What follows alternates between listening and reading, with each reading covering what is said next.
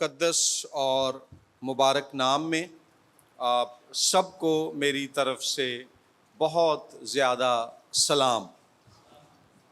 جو لوگ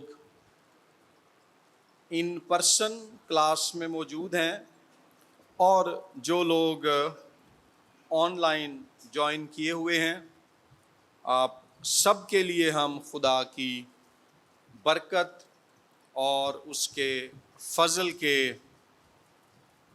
طلبگار اور دعا گو ہیں۔ پچھلے چند ہفتوں میں ہم نے دیکھا کہ خدا نے کیسے اور کیوں شادی اور خاندان کا آغاز کیا۔ بڑی ڈیٹیل سے ہم نے اس پر لیکچرز کیے ہیں، اور جو آخری لیکچر تھا یعنی آج کے لیکچر سے پہلے، اس میں اینڈ ہم نے اس بات پر کیا تھا کہ خاندانوں کے لیے خدا کا جو ابتدائی منصوبہ تھا آدم اور حوا کے گناہ کرنے کے باعث وہ بگاڑ کا شکار ہوا۔ مثلاً جو خدا کا معیار تھا وہ تھا مونوگمی، کہ ایک مرد اور ایک عورت، لیکن پیدائش کی کتاب میں آگے چل کر ہم دیکھتے ہیں کہ مونوگمی کی جگہ پولیگمی، کثرت ازدواج، ایک مرد اور اس کی کئی بیویاں، اس نے جگہ لے لی۔ پھر خدا کا جو معیار تھا وہ تھا شادی میں پائیداری، وہ اکٹھے رہیں گے، ڈیوریبلٹی، لیکن اس کی جگہ ہم دیکھیں گے آج کہ ڈیورس، طلاق شادیوں اور خاندانوں میں داخل ہوئی۔ پھر فائیڈیلٹی، وفاداری، اس کی جگہ اڈلٹری، زناکاری آ گئی۔ پھر نمبر 4 خدا کا معیار تھا ہیٹروسیکشولیٹی، کہ مرد اور عورت کا جنسی تعلق، اس کی جگہ ہوموسیکشولیٹی، ہم جنس پرستی آ گئی۔ نمبر 5 خدا کا معیار تھا، مقرر کردہ معیار تھا فرٹیلیٹی، کہ پھلو اور بڑھو اور زمین کو معمور و محکوم کرو، اولاد پیدا کرنا۔ اس کی جگہ کیا ہوا؟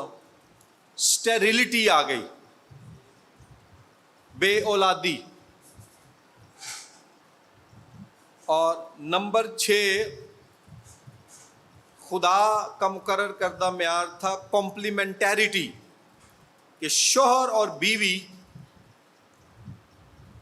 اپنے مخصوص رولز نبھاتے ہوئے ایک دوسرے کو سپورٹ کریں۔ لیکن اسرائیل کی تاریخ میں پرانے عہد نامے میں ہم دیکھیں گے اس کی جگہ آ گئی ڈائلوشن آف یا کنفیوژن آف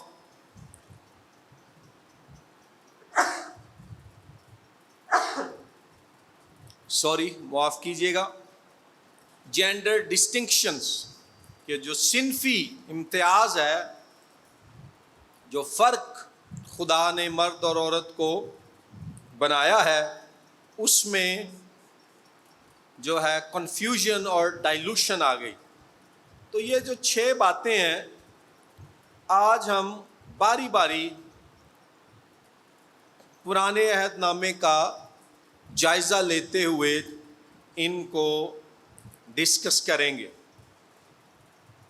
نمبر 1 ہے پولیگمی، کثرت ازدواج، POLYGAMY،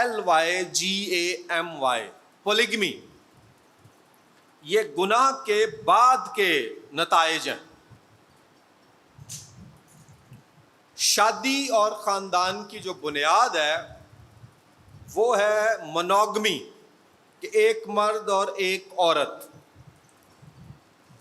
لیکن پرانا عہد نامہ ہم پڑھتے ہیں تو اسرائیل کی تاریخ میں ہمیں پولیگمی کی، کثرت ازدواج کی مثالیں ملتی ہیں، باوجود اس کے کہ خدا نے کہا پیدائش 2:24 میں کہ جو مرد ہے وہ اپنے باپ اور ماں کو چھوڑے گا اور اپنی بیوی سے ملا رہے گا اور وہ ایک تن ہوں گے۔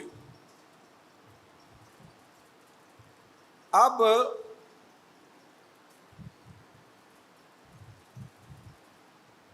جو ہے one man one woman, this is the law of marriage established at creation.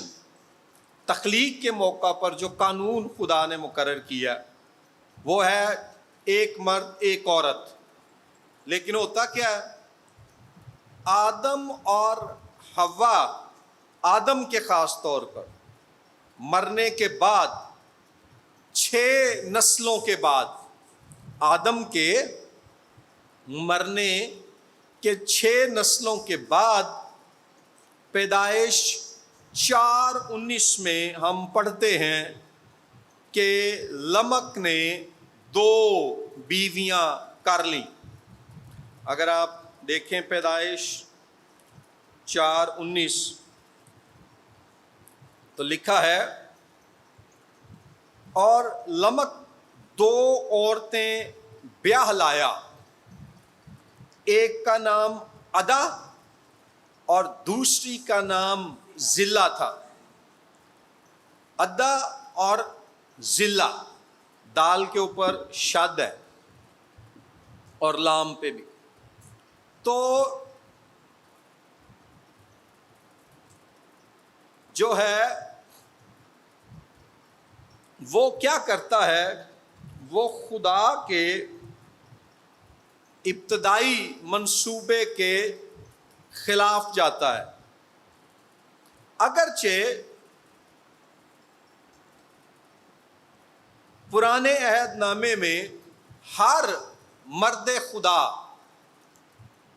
ہمیں ایسا کرتا نظر نہیں آتا، جو نارمٹیو ریلیشن شپس تھے، معمول کے تعلقات، وہ ایک مرد اور ایک عورت ہی تھا۔ لیکن کتاب مقدس میں، عبرانی بائبل یعنی پرانے عہد نامے میں ہمیں مثالیں ملتی ہیں کہ کئی لوگوں نے جو ہے اس قانون کی خلاف ورزی کی اور ایک سے زیادہ عورتوں کو بیاہ لائے۔ اس میں اسرائیل کے بزرگ پیٹریارکس بھی شامل ہیں اور اسرائیل کے کنگز، بادشاہ بھی شامل ہیں۔ پرانے عہد نامے میں ہمیں پولیگمی یعنی ایک شوہر اور کئی بیویاں، متعدد بیویاں، وہ مثال تو ملتی ہے، لیکن پولی اینڈری کی مثال نہیں ملتی۔ پولی اینڈری میں ہوتا ہے کہ ایک عورت کئی مردوں سے بیاہ کرتی ہے ایک ہی وقت میں۔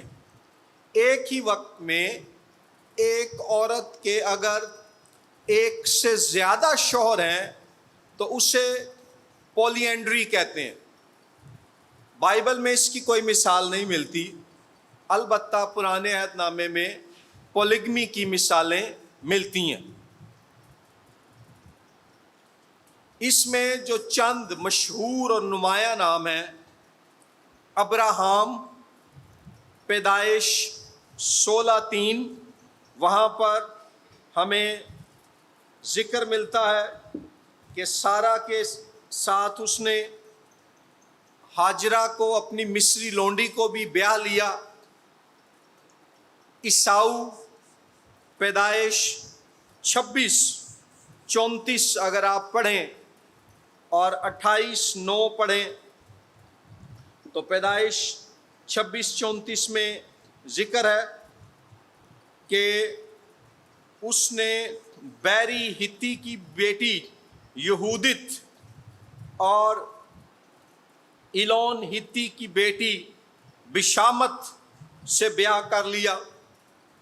پھر پیدائش 28:9 ہی میں عیساؤ کے بارے میں لکھا ہے کہ اسماعیل بن ابراہم کی بیٹی اور نبایوت کی بہن تھی، اس سے اس نے بیاہ کر لیا اور اسے اپنی بیویوں میں شامل کر لیا۔ سو ابراہم، عیساؤ کے بعد یعقوب، پیدائش 29:30 میں ذکر ہے کہ یعقوب نے راخل لیا کے ساتھ اس نے راخل کو بھی اپنی بیوی بنا لیا۔ پھر جدون قضات اگر آپ 8:30 پڑھیں تو وہاں پر آپ کو جدون کا ذکر ملتا ہے۔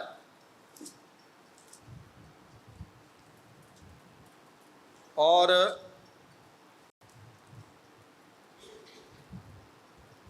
وہاں پر لکھا ہے کہ جدون کے 70 بیٹے تھے جو اسی کے صلب سے پیدا ہوئے تھے، کیونکہ اس کی بہت سی بیویاں تھیں۔ پھر جدون کے بعد القانا جو سیمول کا باپ اور حنا کا شوہر تھا، اگر آپ پہلا سیمول پہلا باب اور اس کی پہلی 2 آیات پڑھیں تو وہاں پر القانا کا آپ کو ذکر ملے گا کہ اس کی 2 بیویاں تھیں، ایک کا نام حنا تھا اور دوسری کا نام فننا تھا۔ پھر اس کے بعد داؤد کا ہمیں ذکر ملتا ہے، دوسرا سموئیل 3:2-5 میں اور 5:13 میں۔ دوسرا سموئیل 3:2-5 میں ذکر ہے کہ داؤد کی مختلف بیویاں تھیں جن کے نام بھی آپ کو ملیں گے۔ سیمول کی کتاب تیسرا باب آیت 2-5 میں اور 5ویں باب کی آیت نمبر 13 میں۔ اس کے بعد پھر سلیمان، پہلی سلاطین 11:3 پڑھیں۔ سب سے زیادہ بیویاں جس بندے نے کی پرانے عہد نامے میں وہ سلیمان تھا۔ اس کے بارے میں لکھا ہوا ہے کہ اس کے پاس 700 شہزادیاں، اس کی بیویاں اور 300 حرمیں تھیں، یعنی 700 بیویاں ہیں اور 300 حرمیں ہیں، 1000 عورتیں۔ پتہ نہیں انہیں نا سارے ہیں کہ یاد رکھے ہوں گے۔ تو لیکن کیا ہوا، انہوں نے اس کے دل کو یہوہ خدا سے پھیر دیا۔ پھر سلیمان کے بعد اخیب کا ذکر ہے، اخیب بادشاہ کا، دوسری سلاطین باب نمبر 10 آیت نمبر 1۔ اور اس کے بعد یہویقیم کا ذکر ہے، دوسری سلاطین 24:15، دوسری سلاطین 24:15۔ وہاں پر یہویقین کا ذکر ہے، اس کی بیویوں کا آپ کو ذکر ملے گا۔ پھر اس کے بعد پہلی تواریخ 4:5 میں، چوتھے باب کی 5ویں آیت میں آپ کو تقو کے باپ اشور کی دو بیویوں کا ذکر ملے گا، ہیلا اور نارا۔ پھر اس کے بعد رہوبام کا ذکر ہے، دوسری تواریخ باب نمبر 11 اور اس کی آیت نمبر 21، وہاں پر رہوبام کا اور اس کی بیویوں کا ذکر ہے۔ پھر ابیا کا ذکر ہے، دوسری تواریخ باب نمبر 13 اور آیت نمبر 21، ابیا۔ پھر دوسری تواریخ باب نمبر 21 کی آیت نمبر 14 میں جو ہے آپ کو ذکر ملے گا یہورام کا، یہورام جو یہودا کا بادشاہ تھا، اس کی بیویوں کا۔ اور اس کے بعد دوسری تواریخ باب نمبر 24 آیت نمبر 1 تا 3 میں آپ کو یواس کا، یہ بھی یہودا کا بادشاہ تھا، ان سب کا ذکر ملے گا۔ یہ وہ مرد یہودی یا اسرائیلی مرد ہیں جن کا پرانے عہد نامے میں ذکر ہے کہ انہوں نے ایک سے زیادہ بیویاں کیں۔ اب آئیں ہم دیکھیں کہ پرانا عہد نامہ اس بارے میں کیا تعلیم دیتا ہے، خدا کی شریعت کی تعلیم اس تعلق سے کیا تھی۔ میرے ساتھ نکالیں احبار کی کتاب باب نمبر 18 اور اس کی آیت نمبر 18۔ احبار 18 میں لکھا ہے، تو اپنی سالی سے بیاہ کر کے اسے اپنی بیوی کی سوکن نہ بنانا کہ دوسری کے جیتے جی اس کے بدن کو بھی بے پردہ کرے۔ تو خداوند منع کر رہا ہے کہ جب تیری شادی ہو گئی ہے تو تو نے اپنی سالی، اپنی بیوی کی بہن سے شادی نہیں کرنی۔ میں نے ایسے لوگوں کو دیکھا ہے جو آج بھی اپنے آپ کو مسیحی کہتے ہیں ہم بائبل کو مانتے ہیں، بیوی سے بھی شادی کی ہے اور بعد میں اس کی بہن سے بھی شادی کر لی۔ یہ خدا کے کلام کی سراسر نافرمانی ہے۔ پھر دیکھیں استثناء 17 استثناء 17 یہاں پر اسرائیل کے بادشاہ کے بارے میں لکھا ہے، اور وہ بہت سی بیویاں بھی نہ رکھے تا نہ ہو کہ اس کا دل پھر جائے اور نہ وہ اپنے لیے سونا چاندی ذخیرہ کرے۔ تو جو پرانا عہد نامہ ہے وہ دوسری شادی یا زیادہ بیویاں رکھنے سے منع کرتا ہے، لیکن اس کے باوجود جو ہے ایسا کیا گیا۔ اس کا نتیجہ کیا نکلا؟ پیدائش کی کتاب پڑھیں، جہاں بھی کثرت ازدواج کو پریکٹس کیا گیا ہے، خاندانوں میں جھگڑے، لڑائیاں، نفرتیں، حسد اور طرفداری نے جنم لیا۔ یعنی کہ جو کثرت ازدواج ہے وہ شوہر اور بیوی کے درمیان ہم آہنگی کو بڑھاتی نہیں بلکہ خاندان میں بگاڑ پیدا کرتی ہے۔ مثلاً پیدائش 29واں باب اس کی 30ویں آیت پڑھیں تو آپ کو ذکر ملے گا کہ یعقوب کی بیویوں لیا اور راخل کے درمیان فیورٹزم کی وجہ سے، ایک کو دوسری پر ترجیح دینے کی وجہ سے وہاں پر جھگڑا نظر آتا ہے۔ آپ الکانا کی مثال دیکھ لیں، پہلا سیموئیل 1:4-5۔ ہنا کے اولاد نہیں ہے، اور الکانا کی جو دوسری بیوی ہے فننا، اس کے اولاد ہے، اور وہ ہنا کا جینا حرام کر دیتی ہے اس کو تانے مار مار کے۔ اس کے بعد آپ رہبام کی مثال دیکھیں، دوسری تواریخ 11:21، خاندان میں جھگڑا ہے۔ پھر اگر آپ ابراہم کی مثال دیکھیں، پیدائش 21:9-10، تو سارا اور ہاجرہ کے درمیان بھی جو ہے مقابلہ اور حسد پیدا ہوتا ہے۔ ہاجرہ جو پہلے اس کی ملازمہ تھی، اسماعیل کے پیدا ہونے کے بعد وہ اب سارا کو حقارت کی نظر سے دیکھنے لگی۔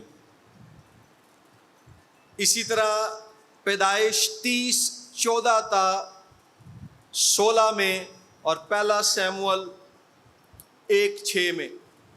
پھر اس کے بعد ہم دیکھتے ہیں پہلی سلاطین 11:4 میں سلیمان کی بیویوں کی جو بڑی تعداد جو وہ غیر قوموں میں سے لے آیا، انہوں نے بھی اس کے دل کو خدا کی طرف سے پھیر کر اس کو بتوں کی پوجا کی طرف لگا دیا، جو 10 کام میں سے پہلے حکم کی نافرمانی ہے۔ اسی طرح سے اگر آپ داؤد کے خاندانی زندگی کو دیکھیں تو کیا ہوتا ہے، داؤد نے بہت زیادہ شادیاں کی، نتیجہ کیا ہوا کہ اس کے اپنے خاندان اور بچوں کے اندر لڑائی، قتل و غارت، حتیٰ کہ جو ہے منع کیے ہوئے رشتوں میں جنسی تعلق، اس طرح کی باتیں پیدا ہوئیں۔ پوائنٹ یہ ہے، اگرچہ ہمیں ذکر ملتا ہے پرانے عہد نامے میں پولیگمی کا، کثرت ازدواج کا، لیکن ایک بھی ایسی آیت آپ کو نہیں ملے گی عہد قدیم میں جس میں پولیگمی کو یا کثرت ازدواج کو مثبت الفاظ میں جو ہے بیان کیا گیا ہو، بلکہ جو ہے جو سٹوریز، واقعات بھی ہمیں ملتے ہیں، اس میں یہی ہے کہ کثرت ازدواج جو ہے یہ لڑائی کو، حسد کو، جھگڑے کو، خاندان کی بربادی کو جنم دیتی ہے۔ آپ کو بہت سے حوالہ جات ملیں گے پرانے عہد نامے میں جہاں پر ایک شوہر اور ایک بیوی کو مثالی رشتے کے طور پر بیان کیا گیا ہے۔ وقت محدود ہے، یہ حوالہ جات لکھ لیں، ہم پڑھ نہیں سکیں گے۔ امثال 12:4، امثال 18:22، امثال 19:14، امثال 31:10-31، زبور 128:3 اور حزقیل 16:8۔ دوسری جو خرابی آئی، پہلی تھی کہ ایک شوہر اور ایک بیوی کی بجائے کثرت ازدواج، پولیگمی آئی۔ دوسرا ہے طلاق، ڈیورس۔ آپ پیدائش کی کتاب کے پہلے 3 ابواب پڑھیں تو واضح پیغام ملتا ہے کہ شادی کے لیے خدا کا منصوبہ تھا مستقل رشتہ۔ پیدائش 2:24 میں لکھا ہے کہ مرد اپنی بیوی سے ملا رہے گا اور وہ دونوں ایک تن ہوں گے۔ لیکن کیا ہے کہ ہم دیکھتے ہیں کہ طلاق خاندانوں میں اور شادیوں میں داخل ہوتی ہے، حتیٰ خدا طلاق کو اس قدر ناپسند کرتا ہے کہ احبار 21:7 میں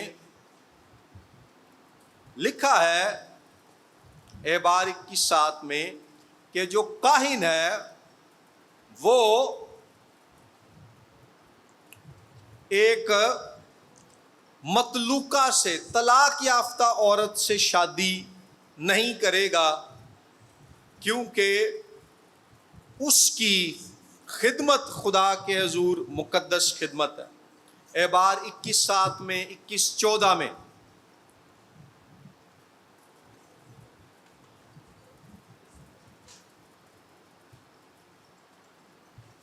خدا طلاق کی اجازت دے دیتا پرانے عہد نامے میں، لیکن اس کو پسند نہیں کرتا۔ یعنی کہ خدا کے نزدیک یہ آئیڈیل یا مثالی بات نہیں ہے، تو بھی ہمیں پرانے عہد نامے میں طلاق کی مثالیں عبرانی لوگوں میں ملتی ہیں۔ حوالہ جات لکھ لیں، عزرا کی کتاب باب نمبر 9 اور باب نمبر 10، وہاں پر آپ کو عبرانی لوگوں میں طلاق کا ذکر ملے گا۔ نہمیہ 13:23-31 وہاں پر ذکر ملے گا، اور ملاکی 2:14-16 میں، اور وہاں لکھا ہوا ہے کہ خدا طلاق سے بیزار ہے۔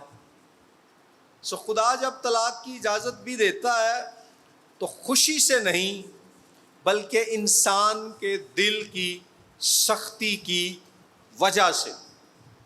خدا کا منصوبہ اور اس کے دل کی خواہش یہی ہے کہ انسان جو ہے، مرد اور عورت، وہ تا حیات زندگی بھر شادی کے بندھن میں اکٹھے رہیں۔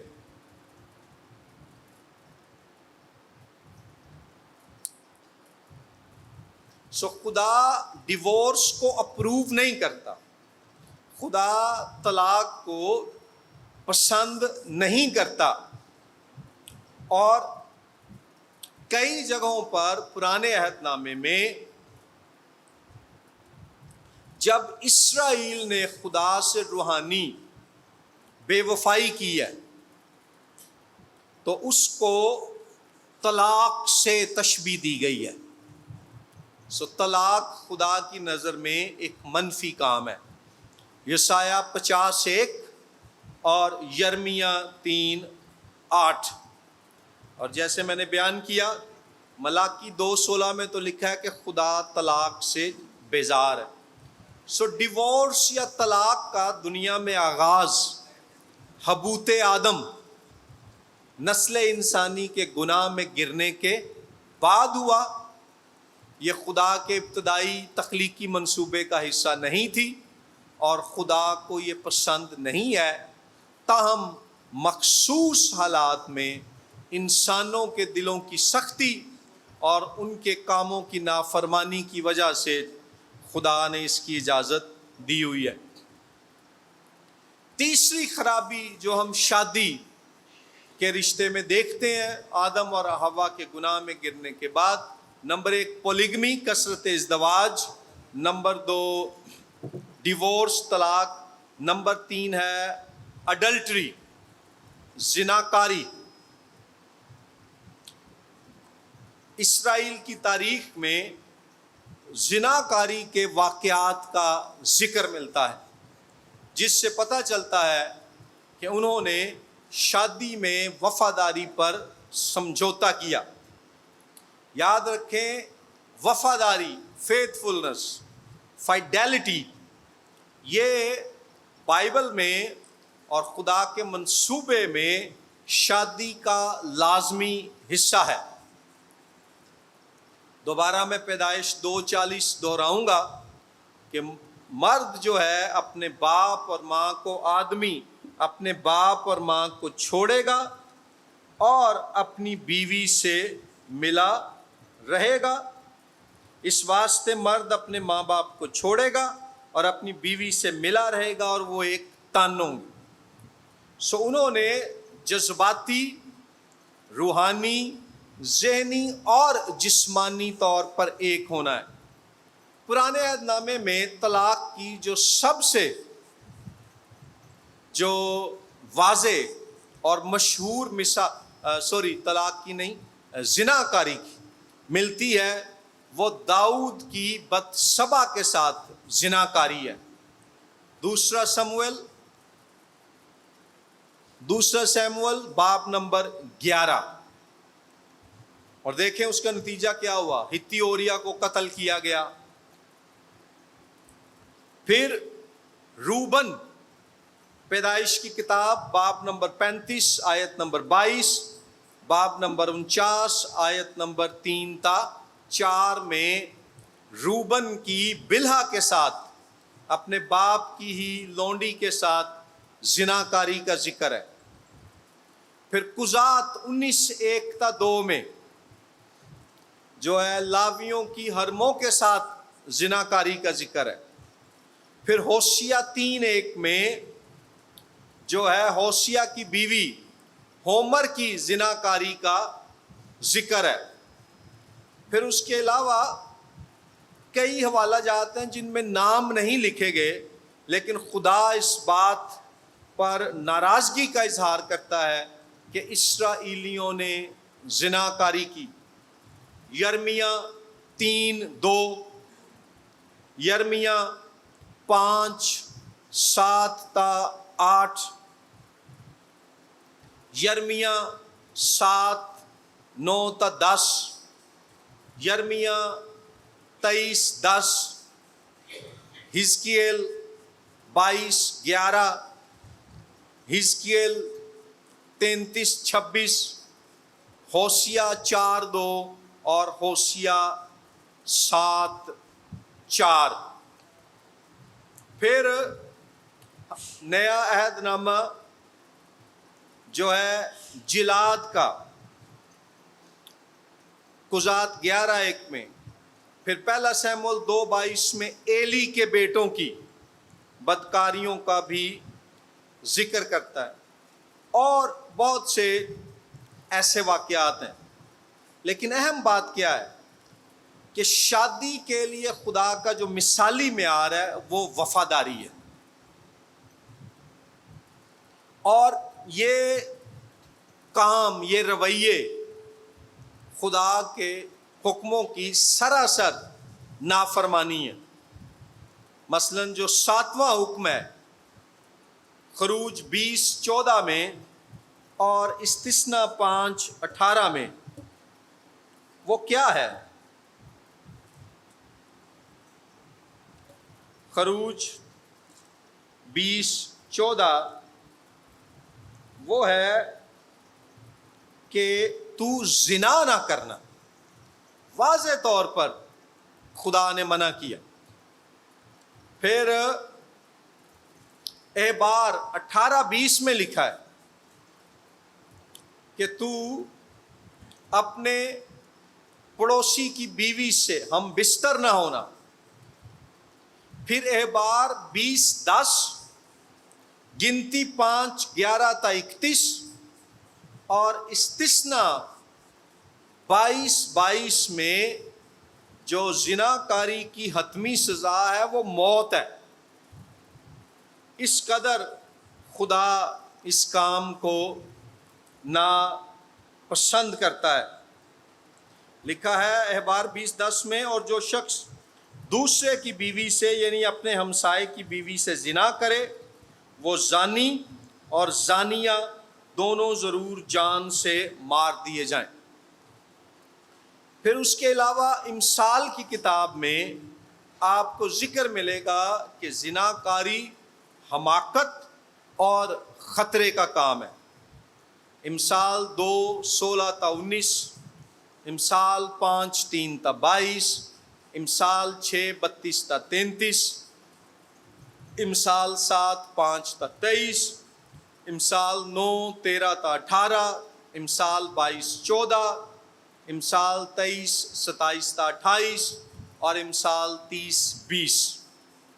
پھر خدا اس قدر جنسی زناکاری کو، جسمانی زناکاری کو ناپسند کرتا ہے کہ اسرائیلی قوم جب بت پرستی میں پڑ گئی تو خدا نے ان کے اس عمل کو روحانی زناکاری کہا، اسپرچول اڈلٹری کہا، کہ جیسے ایک بیوی اپنے شوہر سے یا شوہر بیوی سے دغا کرتا ہے اور کسی غیر سے ہم بستر ہوتے ہیں۔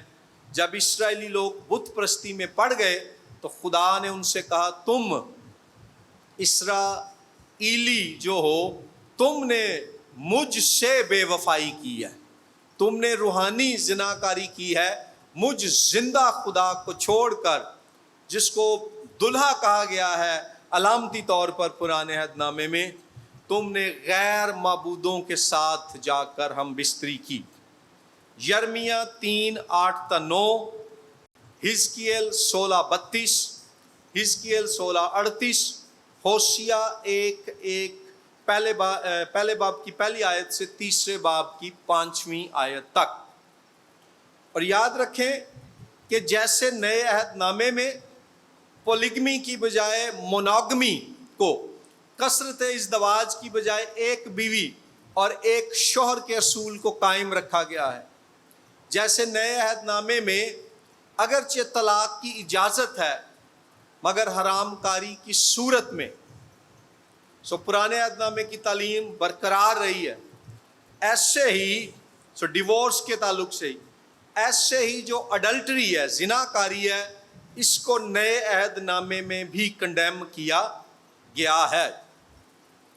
اگرچہ اسرائیل کی تاریخ میں کئی مردوں نے یا عورتوں نے ایسے کام کیے، مگر یہ خدا کی مرضی کے خلاف اور اس کے مقرر کردہ معیار کی جو تھی مخالفت تھی۔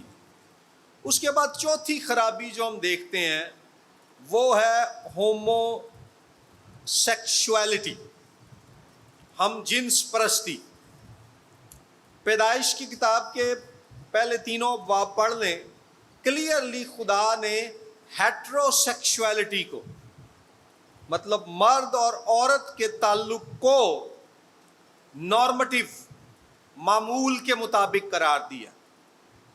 خدا کا جو معیار، ڈیزائن، آئیڈیل یہی ہے، لیکن گناہ میں گرنے کے بعد لوگ سیم سیکس ریلیشنز میں، ہم جنس پرستی کے تعلقات میں داخل ہوئے۔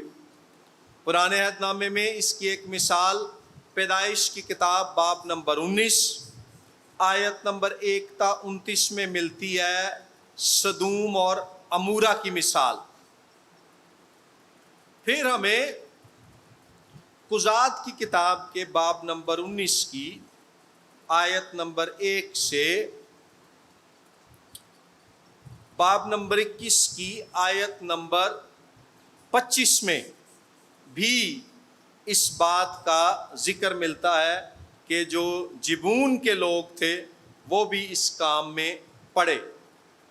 پھر اس کے علاوہ پہلی سلاطین 14-24، پہلی سلاطین 15-12، پہلی سلاطین 22-46، دوسری سلاطین 23-7، ایوب 36-14، ایسے لوگوں کا ذکر ہے جنہوں نے ایسا ہی کیا اور خدا کے حکموں کو توڑا، لیکن ان کے نام نہیں لکھے۔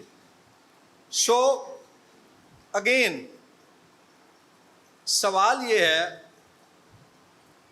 کہ کیا خدا نے ان باتوں کو قبول کیا؟ ہرگز نہیں۔ آئیں دیکھیں احبار کی کتاب، اس کا باب نمبر 20 اور اس کی آیت نمبر 13۔ احبار 20-13 میں ہم جنس پرستی کی، ہومو سیکشول پریکٹس کی سزا موت ہے۔ لکھا ہے، اور اگر کوئی مرد سے صحبت کرے جیسے عورت سے کرتے ہیں تو ان دونوں نے نہایت مکروہ کام کیا ہے، سو وہ دونوں ضرور جان سے مارے جائیں، ان کا خون انہی کی گردن پر ہوگا۔ خداوند ہومو سیکشولیٹی کے سخت خلاف اور ہیٹرو سیکشولیٹی کے حق میں ہے۔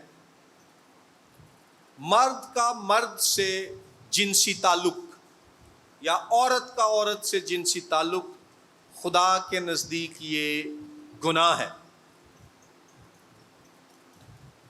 نئے عہد نامے میں بھی خداوند اس تعلیم کو قائم رکھتا ہے۔ یسوع مسیح فرماتے ہیں متی کی انجیل کے 19ویں باب میں کہ جس نے انہیں پیدا کیا اس نے ابتدا ہی سے ان کو مرد اور عورت پیدا کیا۔ پھر اس کے علاوہ جو ہومو سیکشولیٹی ہے وہ اس لیے بھی شادی تسلیم نہیں کی جا سکتی کیونکہ شادی کے منصوبے میں خدا انہیں کہتا ہے کہ پھلو اور بڑھو اور زمین کو ممور و محکوم کرو۔ پروکریشن، اولاد پیدا کرنا، یہ میرج کا حصہ ہے۔ اگر کسی کے اولاد نہ ہو میڈیکل ریزنز کی بنیاد پر تو وہ علیحدہ بات ہے، ادروائز آپ کی شادی ہو تو اولاد پیدا کرنے کا خدا نے حکم دیا۔ وہاں یہ نہیں لکھا کہ 10 یا 12 کم بچے پیدا کر لیں، لیکن اولاد پیدا کرنے کا حکم ہے۔ تو ہومو سیکشول ریلیشن شپس جو سیم سیکس ریلیشنز ہیں یا مغربی ممالک میں سیم سیکس میرج کہتے ہیں، ہم اس کو میرج اس لیے نہیں مان سکتے کیونکہ اس میں پروکریشن، اولاد پیدا کرنا ممکن نہیں ہے۔ 5ویں خرابی یا بگاڑ وہ ہے بے اولادی، جو ڈیوائن ڈیزائن ہمیں پیدائش کی کتاب کے پہلے 3 ابواب میں ملتا ہے میرج کے لیے، شادی کے لیے خدا کا، وہ ہے فرٹیلیٹی، یعنی اولاد ہونا، ٹو بیئر چلڈرن، بچے پیدا کرنا۔ لیکن ہم دیکھتے ہیں کہ جیسے بائبل کی سٹوری آگے بڑھتی ہے، مرد اور عورت کو ایک تن ہونے کا حکم دیا گیا، تو فرٹیلیٹی کے ساتھ ساتھ اسٹیریلٹی، STERILITY، بے اولادی بھی شادی شدہ جوڑوں کے تجربے کا حصہ بنتی ہے۔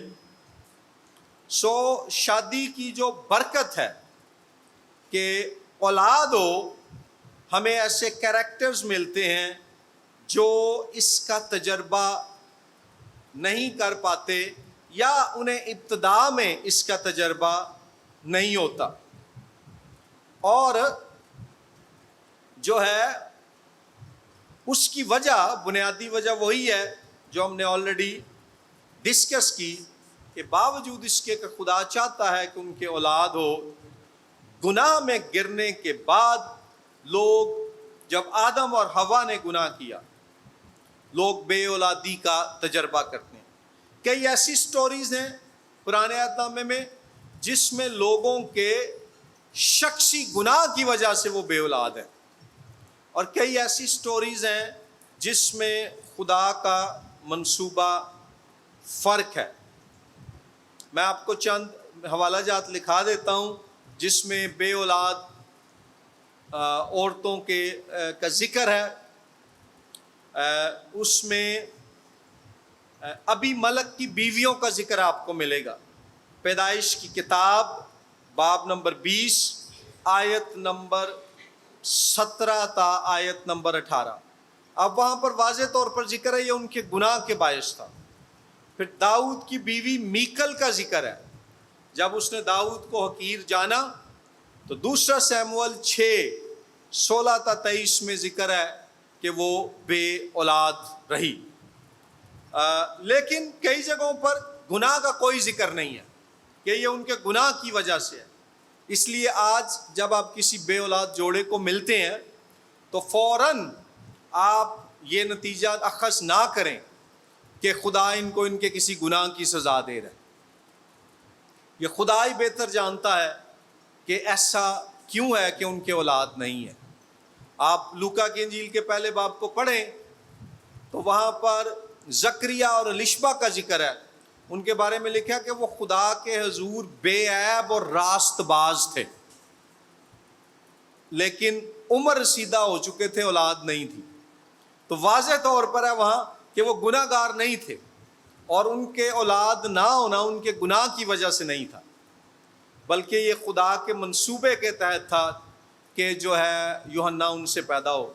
ہم واپس آئیں پرانے عہد نامے میں، 3 ہمیں مثالیں ملتی ہیں پرانے عہد نامے میں جہاں پر بے اولاد ہونے کا ذکر ہے، لیکن ساتھ یہ نہیں لکھا کہ وہ گناہ کی وجہ سے تھا۔ سو اگر کسی عورت کی اولاد نہیں ہو رہی تو ہم ان کو محبت، فضل، شفقت اور سپورٹ مہیا کریں، نہ کہ اس کو گناہ گار اور خدا کی عدالت کی شکار عورت قرار دیں۔ اور آج تو میڈیکل جو سائنس ہے اس سے یہ بھی پتہ چل گیا کہ کئی دفعہ اولاد نہ ہونا عورت کی وجہ سے نہیں بلکہ مرد میں پائے جانے والے کسی طبی نقص، میڈیکل ڈیفیکٹ کی وجہ سے بھی ہو سکتا ہے۔ سو اگر آپ سارہ کی مثال دیکھیں، پیدائش کی کتاب باب نمبر 11 آیت نمبر 30، ربکا کی مثال پیدائش کی کتاب باب نمبر 25 آیت نمبر 21، اور راخل کی مثال پیدائش کی کتاب باب نمبر 30 آیت نمبر 1۔ کہیں یہ نہیں لکھا کہ انہوں نے کوئی گناہ عظیم کیا جس کی وجہ سے ان کے اولاد نہ ہوئی۔ اس کے علاوہ پرانے عہد نامے میں منوحہ کی بیوی یعنی سمسون کی ماں کا بھی ذکر ہے، قضات 13:2۔ پھر حنا کا ذکر ہے، پہلا سیموئیل 1:2، پہلے باب کی 2 آیت۔ اور پھر شونمیت کا ذکر ہے جس نے الیشا کی مدد کی، 2 سلاطین 4:14۔ سو بائبل مقدس میں کچھ جگہوں پر گناہ کی وجہ سے اولاد کے نہ ہونے کا ذکر ہے، لیکن بہت سی جگہوں پر صرف بے اولاد ہونے کا ذکر ہے، گناہ کا ذکر نہیں ہے، جس سے یہ اشارہ ملتا ہے کہ ہر بے اولاد جوڑے کہ ہاں اولاد نہ ہونے کی وجہ ان کا گناہ نہیں ہے، کوئی اور وجہ بھی ہو سکتی ہے، خدا کا کوئی اور منصوبہ۔ پھر ایک اور جو حوصلہ افزائی کی بات ہے بے اولاد جوڑوں کے لیے، وہ ہے کہ پرانے عہد نامے میں ہمیں بہت سے واقعات اور حوالہ جات ملتے ہیں جس میں خدا نے ایسی عورتوں کو، ایسے جوڑوں کو جب دعا کی انہوں نے اپنی بیویوں کے لیے یا ان کے لیے دعا کی گئی تو خدا نے اولاد بخشی۔ مثلا پیدائش 15:2-5 اور پیدائش 20:17 میں ابراہم اور سارہ کو خدا اولاد دیتا ہے۔ ابراہم 100 سال کا ہو چکا تھا، سارہ 90 سال کی۔ پیدائش 25:21 میں اسحاق ربکا کے لیے دعا کرتا ہے، اپنی بیوی کے لیے، خدا اسے اولاد دیتا ہے۔ پیدائش 30:17 میں جو ہے لیا کا ذکر ہے۔ پیدائش 30:22 میں راخل کا ذکر ہے، اور پہلا سیموئیل 19:20 میں جو ہے 19ویں باب کی پہلے باب کی 19-20 آیات میں حنا کا ذکر ہے، خدا اسے سیموئیل دیتا ہے۔ سو اگرچہ بے اولاد ہونا خدا کے ابتدائی منصوبے کا حصہ نہیں تھا، لیکن آج لوگ اس کا تجربہ کر رہے ہیں۔ ہمیں ان کو گناہ گار ڈکلیئر کرنے کی بجائے ان کے لیے دعا کرنی ہے کہ خدا انہیں اولاد کی برکت بخشے۔ اس کے بعد جو اگلا پوائنٹ ہے اور یہ آخری پوائنٹ ہے وہ ہے جینڈر رولز، یا جو صنفی کردار ہیں۔ خدا نے جو آدم اور حوا کو ذمہ داریاں دیں، کئی دفعہ کئی مرد و خواتین نے ان کے الٹ کام کرنے کی کوشش کی۔ اس میں جو ایک مثال ہمیں ملتی ہے وہ ہے پیدائش کی کتاب باب نمبر 38 اور آیت نمبر 8 تا آیت نمبر 10۔ وہاں پر لکھا ہے کہ یہودا کا پہلوٹا بیٹا عیر خداوند کی نگاہ میں شریر تھا، سو خداوند نے اسے ہلاک کر دیا۔ تب یہودا نے اونان سے کہا کہ اپنے بھائی کی بیوی کے پاس جا اور دیور کا حق ادا کر تاکہ تیرے بھائی کے نام سے نسل چلے، اور اونان جانتا تھا کہ یہ نسل میری نہ کہلائے گی۔ سو یوں ہوا کہ جب وہ اپنے بھائی کی بیوی کے پاس جاتا تو نطفے کو زمین پر گرا دیتا تھا، کہ مبادہ اس کے بھائی کے نام سے نسل چلے، اور اس کا یہ کام خداوند کی نظر میں بہت برا تھا، اس لیے اس نے اسے بھی ہلاک کر دیا۔ اس مثال میں ہم دیکھتے ہیں کہ جو شوہر ہے جس کا نام اونان ہے، وہ اپنا شوہر ہونے کا حق ادا نہیں کر رہا، بلکہ وہ اس کے جو ہے وہ الٹ کر رہا ہے، اور خدا کی عدالت اس پر ظاہر ہوتی ہے اور وہ ہلاک ہو جاتا ہے۔ اس کے علاوہ ہمیں کچھ اور مثالیں ملتی ہیں پرانے عہد نامے میں آدم اور حوا کے گناہ میں گرنے کے بعد، جس میں لوگوں نے، مردوں نے بھی اور خواتین نے بھی، جو مرد کا شوہر یا باپ ہونے کا حق تھا وہ ٹھیک نہ نبھایا تو نقصان ہوا۔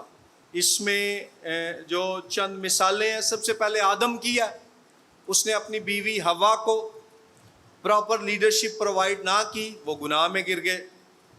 ایلی بطور باپ، اس کی ذمہ داری تھی اپنے بیٹوں کو گناہ سے باز رکھتا، لیکن اس نے انہیں نہ روکا۔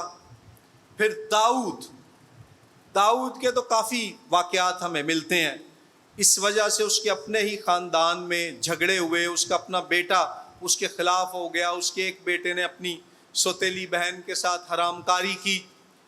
اس میں کیا تھا؟ داؤد بادشاہ، نبی، زبور نویس تو بہت اچھا تھا، لیکن بائبل مقدس کی تعلیم کے مطابق اس نے باپ ہونے کا جو کردار تھا اس کو اچھے طریقے سے نہ نبھایا۔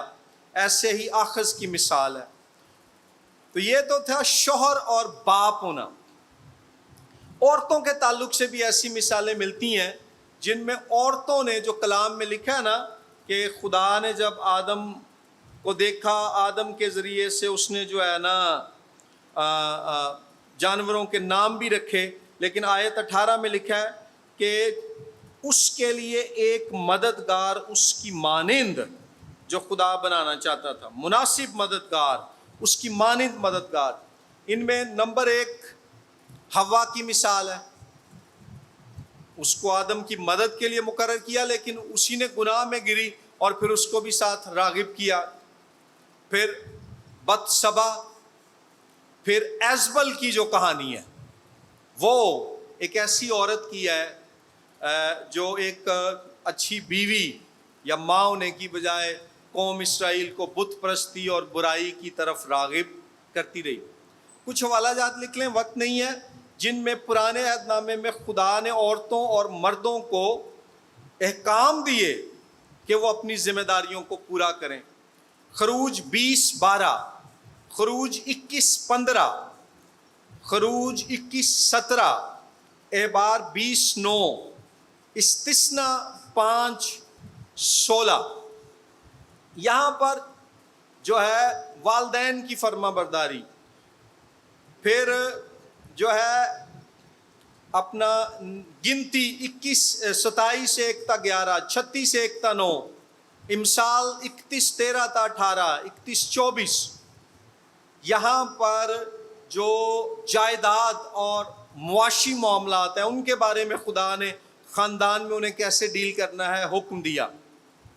اور پھر قضات 13:2 تا 25 میں جو ہے شخصی روحانی معاملات، اور اس کے علاوہ دیگر کئی حوالہ جات ہیں۔ اس میں اب بنیادی بات کیا ہے؟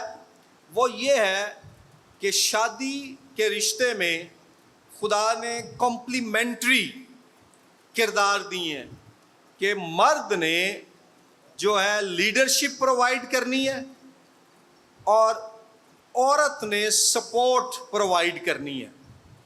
یہ آئیڈیل ہے، اور جب مرد لیڈرشپ پرووائڈ نہیں کرتا، اپنا رول نہیں نبھاتا، اور عورت جب سپورٹیو رول کی بجائے ڈومینیٹ کر کے مرد کے رول کو یوزرپ کرنے کی جو ہے کرنے کی کوشش کرتی ہے، تو اس کے نتیجے میں پھر جھگڑے پیدا ہوتے ہیں۔ تاہم بائبل میں پرانے عہد نامے میں مثالی رشتے بھی ہیں۔ سارہ اور ابراہم کا جو رشتہ تھا، وہاں لکھا ہوا ہے پہلا پطرس 3:5-6 میں کہ سارا ابراہم کو خداوند کہتی تھی، مائی ماسٹر۔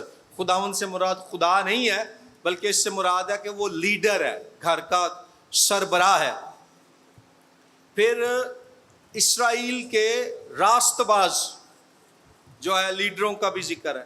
پھر اگر آپ امثال کی کتاب پڑھیں 31 باب آیت نمبر 10 تا آیت نمبر 31، تو وہاں پر جو لیمویل بادشاہ ہے وہ ایک راست، محنتی اور مثالی بیوی کے کردار کا ذکر کرتا ہے اور اس کا شوہر کیسے اس کو ڈیل کرتا ہے۔ یہ 6 ایریاز آج ہم نے دیکھے ہیں کہ گناہ میں گرنے کے بعد ان میں شادی کے رشتے میں بگاڑ آیا۔ نمبر 1 پولیگمی آئی، کثرت ازدواج۔ نمبر 2 ڈیورس آئی، طلاق۔ نمبر 3 اڈلٹری، زناکاری۔ نمبر 4 ہومو سیکشوالٹی، ہم جنس پرستی۔ نمبر 5 اسٹیریلٹی، بے اولادی۔ اور نمبر 6 جو ہے ڈائلوشن آف جینڈر رولز، عورت اور مرد کے جو شادی میں کردار تھے ان میں گڑبڑ ہوئی اور مختلف طرح سے انہوں نے اپنے کردار کو نہ نبھایا، جس کی وجہ سے پرابلمز ہوئیں۔ آج بھی ہم ایسی ہی گناہ میں گری ہوئی دنیا میں رہتے ہیں، لیکن خداوند کا شکر ہو کہ یسوع مسیح میں شادی اور خاندان کے لیے بحالی اور روشنی کی راہ موجود ہے۔ خدا یہی چاہتا ہے کہ شادی ایک مرد اور ایک عورت میں ہو۔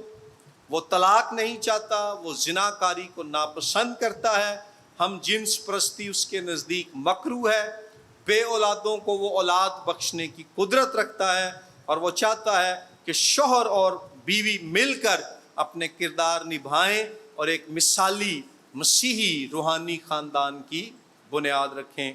تھینک یو ویری مچ، اور اس کے ساتھ آج کا لیکچر ہم ختم کرتے ہیں۔